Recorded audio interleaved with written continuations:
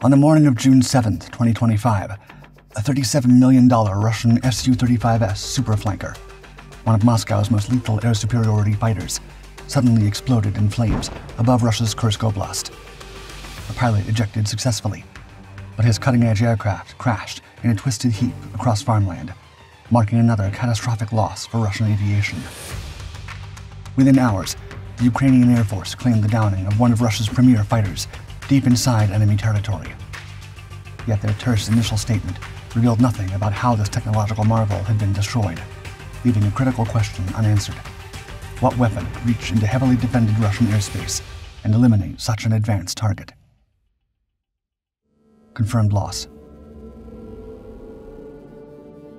The Su-35S represents the pinnacle of Russian air superiority technology, a super-maneuverable, twin-engine fighter designed to dominate contested airspace. Since entering service in 2014, these aircraft have formed the backbone of Russia's most elite fighter regiments, equipped with thrust-vectoring engines, advanced Airbus-E radar systems, and the ability to engage multiple targets simultaneously at ranges exceeding 250 kilometers. Throughout the Ukraine conflict, Su-35S fighters have operated with near impunity, claiming numerous victories against older Ukrainian aircraft, while suffering losses only to surface-to-air missiles or operational accidents. On the morning of June 7th, one of these machines was conducting what appeared to be a routine combat air patrol over Kursk Oblast. Russian forces regularly fly such missions along the Ukrainian border, seeking to intercept Ukrainian aircraft, attempting cross-border strikes, or establishing defensive barriers against incoming threats. The Su-35S pilot likely expected another standard sortie, in airspace protected by dense Russian air defense networks. Instead, something went catastrophically wrong. Within hours, footage appeared on social media showing twisted metal scattered across farmland near Kursk, approximately 10 miles inside Russian territory. The distinctive twin engines and swept wings, clearly visible despite the violent impact, left no room for doubt. This was the unmistakable profile of an Su-35S. Russian military bloggers, normally reluctant to acknowledge losses, confirmed the incident, while noting that the pilot had been successfully rescued.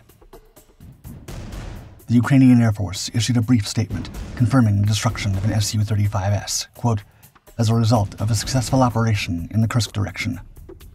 No details about weapons, tactics, or participating aircraft accompanied the announcement, a deliberate ambiguity that would soon fuel intense speculation about how Ukraine had managed to reach so deep into Russian airspace and eliminate such an advanced target. An unexpected assassin. Within days of the shootdown, German newspaper Bild published a bombshell report citing unnamed sources who claimed that they knew what was responsible for taking down the Russian aircraft, a Ukrainian F-16 Fighting Falcon. If true, this would represent a doubly historic achievement, the first air-to-air victory by a Ukrainian F-16 against a manned aircraft, and potentially the first time an F-16 anywhere in the world had successfully engaged and destroyed a Russian Su-35S superflanker. The path to this moment had been neither swift nor smooth. After months of diplomatic pressure, Western allies finally agreed in May 2023 to begin training Ukrainian pilots on American-built fighters. The European F-16 Training Center in Romania became the focal point for this effort, with Danish and American instructors working to transition pilots familiar with Soviet-era aircraft to NATO-standard systems.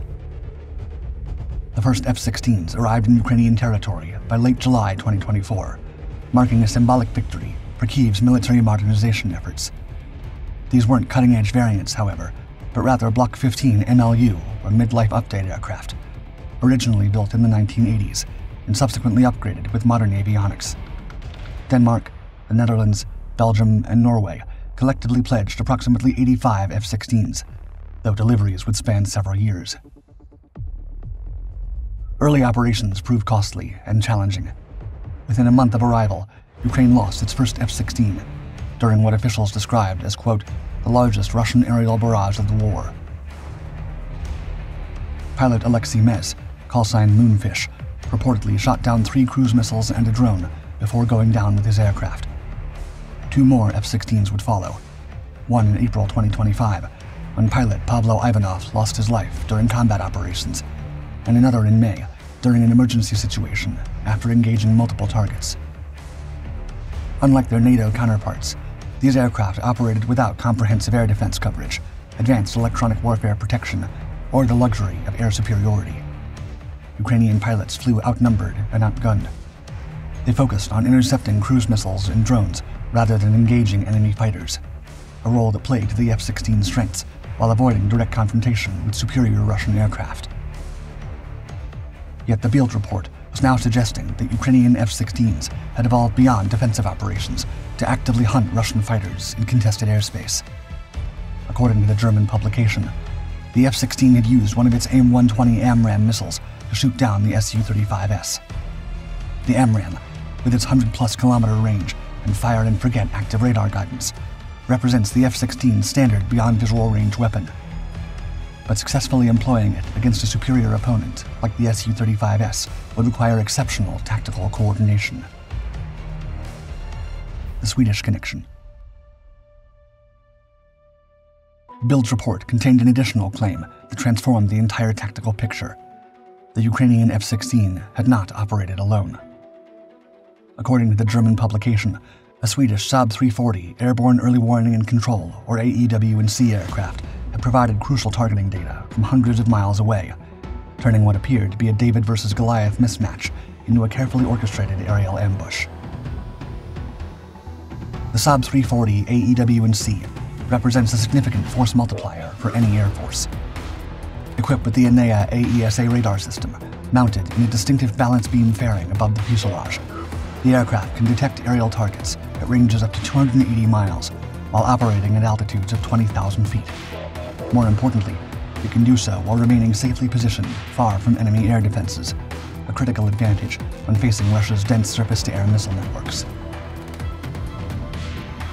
In the scenario described by Bild, the Swedish aircraft would have tracked the Russian Su-35S from its patrol station deep inside Ukrainian airspace, monitoring the fighter's flight path and speed while remaining invisible to Russian sensors.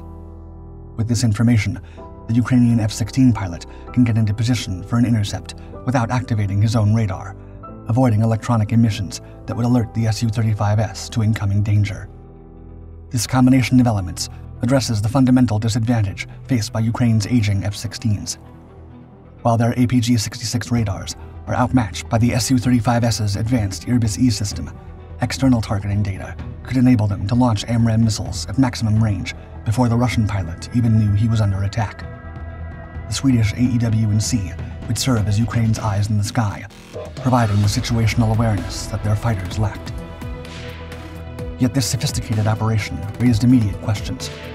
Sweden had pledged 2 Saab 340 AEW&C aircraft to Ukraine, but neither government had officially confirmed the deployment.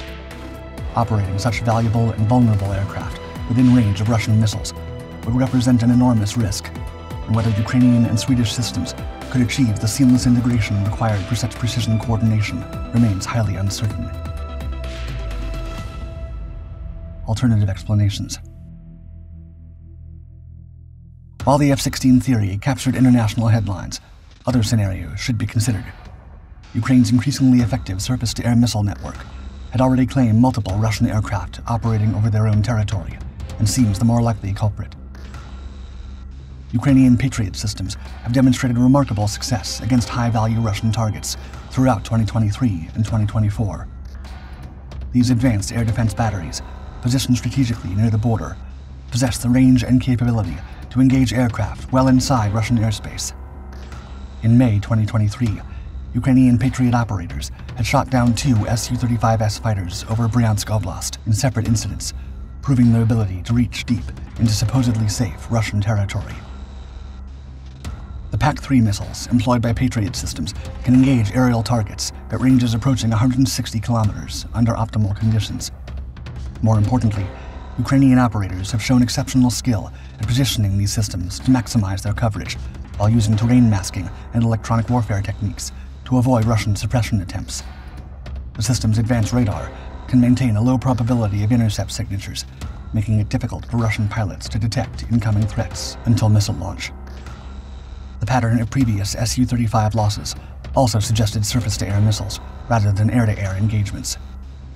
Beyond the Patriot attacks, Russian forces had suffered embarrassing friendly fire incidents, including a September 2023 case where a Russian S-300 system destroyed its own Su-35 near Tokmak. These events highlighted coordination problems within Russian air defenses that could create opportunities for Ukrainian missile systems. Ground-based engagement offered several tactical advantages over the complex F-16 scenario. Patrol systems could engage targets without risking valuable aircraft, requiring no sophisticated coordination between multiple platforms, and aligned with Ukraine's proven defensive strategy. The missile's high-speed approach would give Russian pilots minimal warning, consistent with the apparent surprise experienced by the Su-35S crew over Kursk. Russian military bloggers, while confirming the loss, had remained notably silent about the specific circumstances surrounding the shootdown. This information vacuum contrasted sharply with previous air-to-air claims, where Russian sources typically provided detailed accounts of the pilot's actions.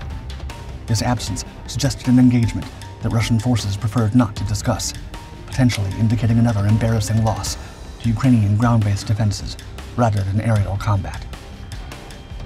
The bigger picture. In the end, the mystery surrounding the Su-35S shootdown may matter less than what it reveals about the evolving tactical balance. Whether brought down by an aging F-16, a sophisticated Patriot system, or some combination of Western technologies, the loss demonstrates that even Russia's most advanced fighters are no longer untouchable. For Moscow's Air Force, this uncertainty presents a more dangerous challenge than any single weapon system. When every radar contact could be an F-16 with sweetest targeting data, when every border region might conceal a Patriot battery, the psychological pressure on Russian air crews becomes immense. The Su-35S wreckage, scattered across the Kursk farmland, tells a story not just of one pilot's bad day, but of an air war where the rules are being rewritten in real time.